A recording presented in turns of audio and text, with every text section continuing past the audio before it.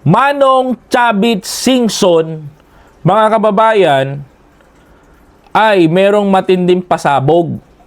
At yung pasabog ni Manong Chavit Singson na di umano ay tinatago sa maleta ni Martin Romualdez si Gonzales.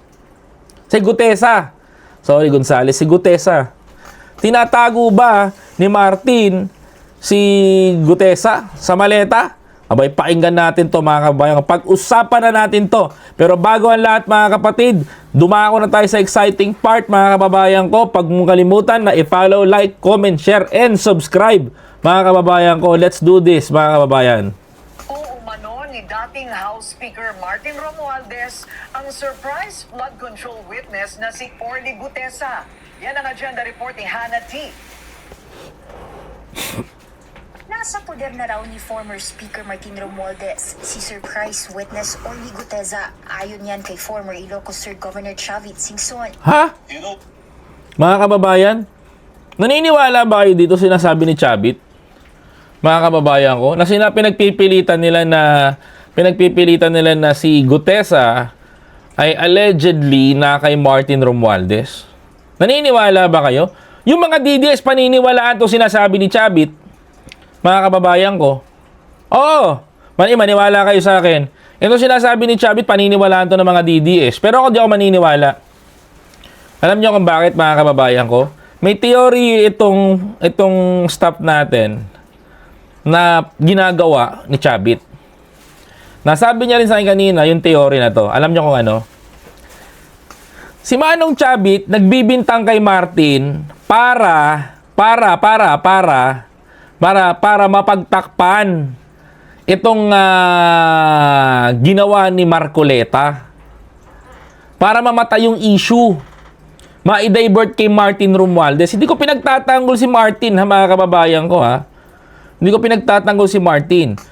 Pero kung titingnan mong mabuti, papunta doon ang narrative ni Chavit. Panoorin nyo to. Papatunayan ko. O, panoorin nyo. Binaliktad na, tinago na. Gagamitin nila yun. Si Gutesa ay bigla ang Tignan nyo, ha. Anong sabi ni Chavit? as Orly Gutesa. Ayon yan kay former Ilocos Sur Governor Chavit Singson. Hinuli na, binaliktad na, tinago na. Gagamitin nila yun. Si Gutesa Oh. Sabi ni Chavit, hinuli na, tinago na, gagamitin nila yon. Nagpa-press con ka na, hindi ka pa naglabas ng ebidensya. So lahat ng sinabi mo sa press con mo, Manong Chavit, hawsyaw. Tama? Hawsyaw. Totoo, sinasabi ko. Hawsyaw yung sinasabi ni Manong Chavit dito. Bakit? Mga kababayan ko, anong ebidensya ni Chavit na tinago si Orly Gutesa sa maleta ni Martin? Mga kababayan ko, may ebidensya si Chavit na nilabas? Wala. Para lang din yan katulad ni Marcoleta at ni Defensor. Ang sabi ni Defensor, mga kababayan ko, nasa tinago na ng mga Marines. Mga kabaro niyang Marines. Ang sabi ni Marcoleta, tinago na rin ng mga Marines. Ang narrative naman ni Chavit, mga kababayan ko, na kay Martin. Ano ba talaga paniniwalaan namin? Mga kababayan, ano ba talaga paniniwalaan namin? Paniniwalaan namin yung narrative nung naglabas o yung umiepal lang? Magkaiba yun, mga kababayan ko. Two different story, magkaiba ng version, mga kababayan. Yung isa nasa Marines, yung isa na kay Martin. Ngayon, mga kababayan ko, bakit ginagawa to ni Manong Chavit? Bakit? Mga kababayan ko, gusto nyo malaman? Simple lang. Para i-divert yung story. Huwag ma-focus kay Marcoleta, kay Martin, mga kababayan ko. Gets nyo ako, mga kababayan?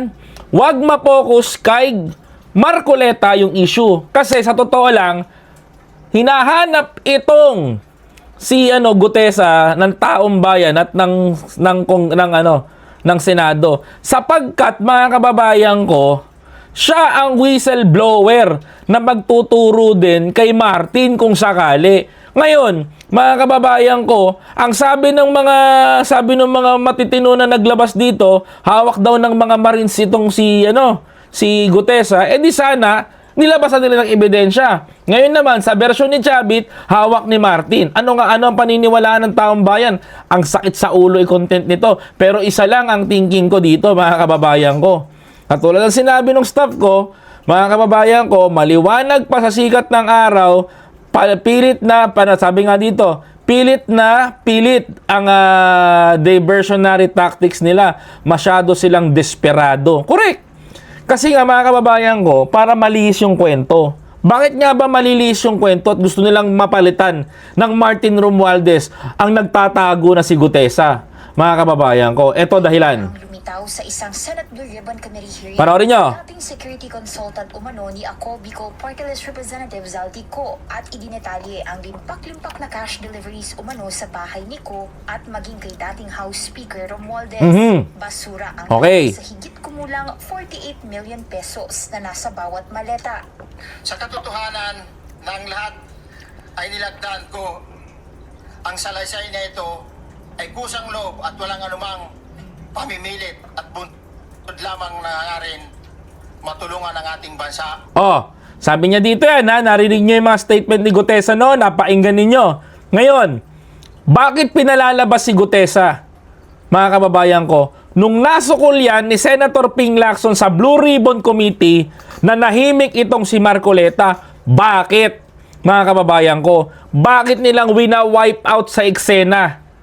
Inaalis sa posisyon sa custody na baka sakali na maitatago ni Marcoleta at ni Defensor itong si Gutesa. At sinasabi ngayon ni Manong Chavit na hindi, na kay Martin na yan, tinago niya na yan sa maleta niya.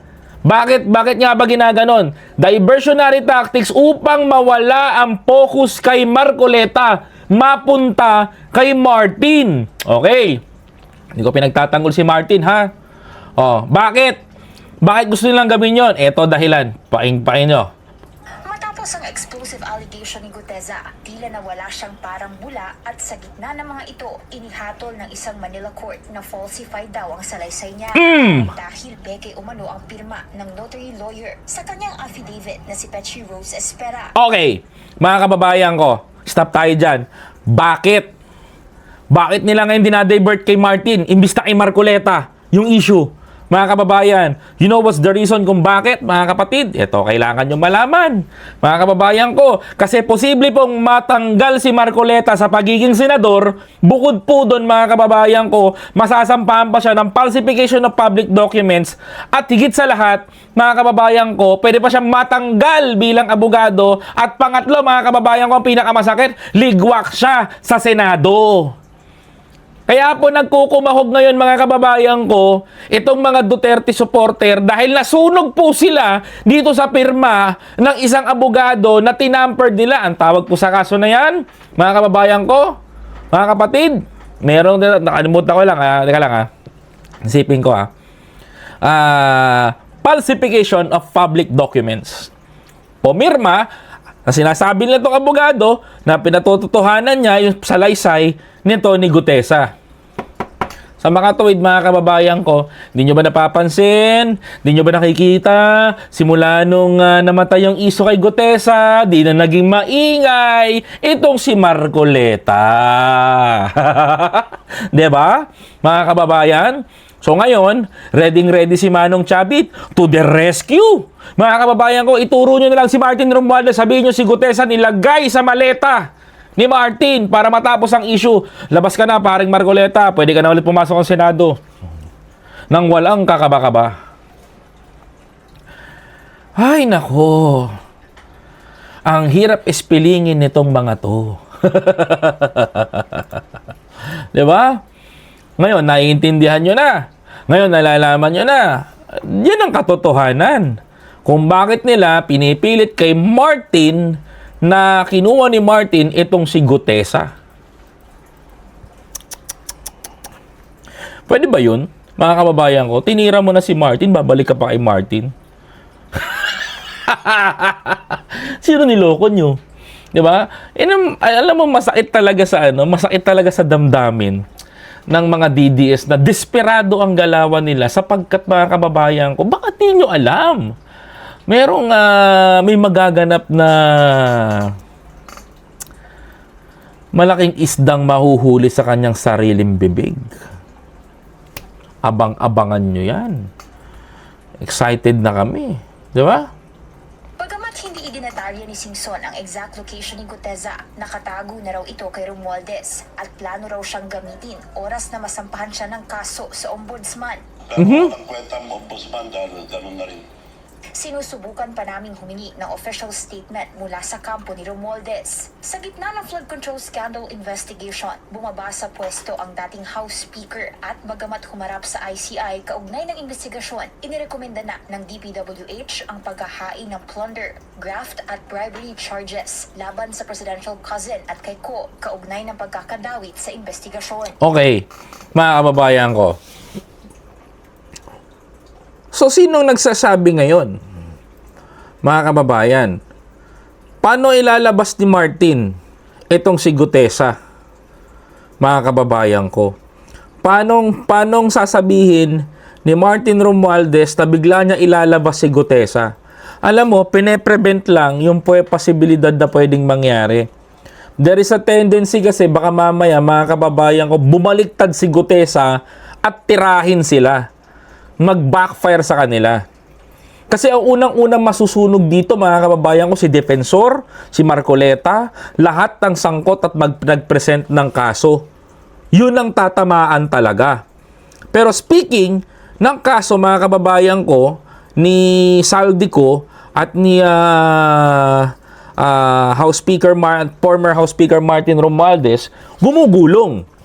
Kaya po sa lahat po ng hindi po nakakapagsabi na walang napananagot, may napananagot ho, may nasasampahan na nga ho ng kaso.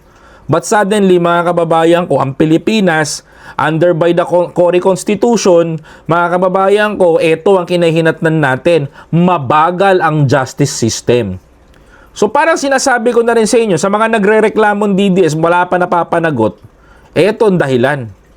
Mga kababayan ko, sisihin nyo yung konstitusyon kasi yun ang sinusunod ng ating Korte Suprema.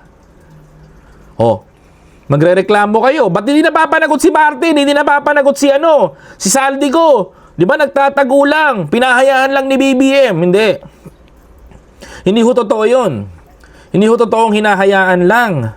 Hindi ho totoo na binabaliwala ho ng ating presidente yung issue tungkol sa kanila. Sa katotohanan, mga kababayan ko, kung inyo pong aalamin at inyo pong titignan, mga kapatid, malinaw po sa sikat ng araw ang ginagawa ng ating Presidente Marcos. Malinaw na malinaw ho. Sapagkat, mga kababayan, klaro ho para sa akin ang kanyang ginagawa para sa bayan. Bakit ko nasabing para sa bayan? Number 1, kahit kadugo niya, papailan niya ng kaso. Sana nga, pati yung ate niya, pailan niya rin ng kaso. Number 2, mga kababayan, walang kumpa-kumpare kung lilinisin natin ang Pilipinas. Number 3, kailangan lang talagang sumunod sa ating konstitusyon nang sa ganun ay para matapos natin yung ating problema sa ating bansa. At kung titignan natin, lahat ng yan ginagawa ng Pangulong Marcos. Kaya nga, mga kababayan ko, walang masabi ang mga DDS kundi mabagal. Wala naman napapakulong ng one click lamang 'Di ba? Mga kababayan ko, bakit? Yang bang mga sangkot sa flood control, sangkot ba sa murder para damputin at ikulong kagad? Gamitan nyo naman ang utak nyo. 'Di ba? Tama ba ako? Gamitan nyo ng utak nyo. Hindi yung gagamitan nyo ng katangahan, kabobohan, sasabihin nyo na ipakulong kagad yung mga yan. Paano natin mapapakulong to kung wala naman nagsasampa ng kaso? Di ba? Paano nyo mapapakulong tong mga to? Paano nyo mapapakulong si Martin, si Saldico kung wala nagsasampa ng kaso? Kailangan nyo magsampa ng kaso para mapakulong sila. Yun ang kailangan. Mga kababayan ko. Di ba? Bakit akala nyo pwede magamit si Gutesa? Pag nakasuhan si Martin, Ma'am Charito Torion Marsan? Di ba? Pwede bang magamit si Gutesa kay Martin? Ang sagot ko, mga kababayan, hindi. No, mga kababayan ko, sa makatuwid, mga kababayan ko, hindi rin nila magagamit. Because of what? Falsification of public documents ang ginawa ba naman na sistema ni Defensor? Na ang dahilan, naawa lang ako sa taong bayan kaya humarap ako dito sa Senado. Kaya ganito ang ginawa ko. Sira ulo ka ba? Diba? Mga kababayan ko, sira ulo ba yun? Para humarap sa Senado, naawa sa taong bayan, susugal mo yung pamilya mo para lamang sabihin mo na ikaw ay para sa bayan at lumutang ka ngayon kasama ka ni Defensor. Pangalawang beses nang ginawa ni Defensor yan. Pangalawa yung ngayon. Lulutang din yan. Lalabas mga kababayan ko, sinungaling sa harapan ng taong bayan. Madala na kayo. Mga Pilipino. Madala na kayo. Kung wala pa kayong dala, pues, mga kababayan ko, manahimik na lang kayo. Antayin nyo na lang yung ginagawa ng Pangulo para mahuli at mapakulong yung mga magnanakaw. Like I said, mga kababayan ko, may mahuhuli ngayon. Big fish. Promise.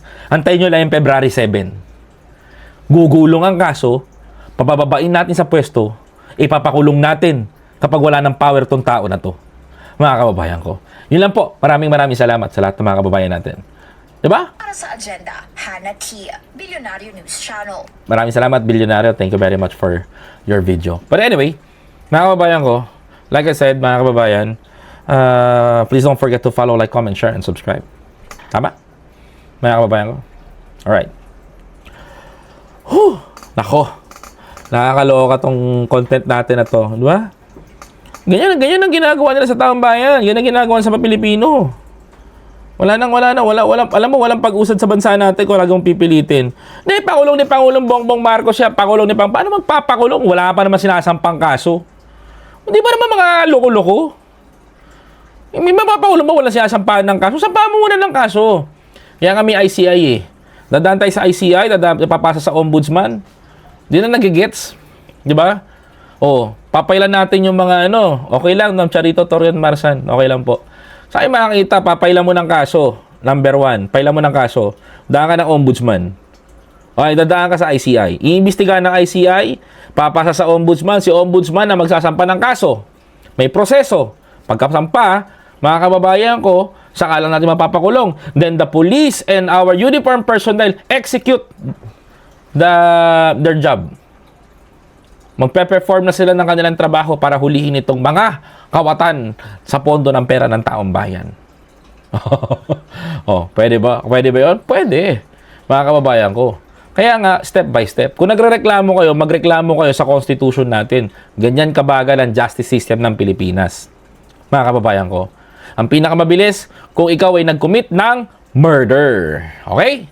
Mga kababayan, doon talaga, may dampot ka agad doon, huli ka agad, o physical injury na pagbugbuga ka, may pumutok ang muka. That's it, mga kababayan ko. Diba?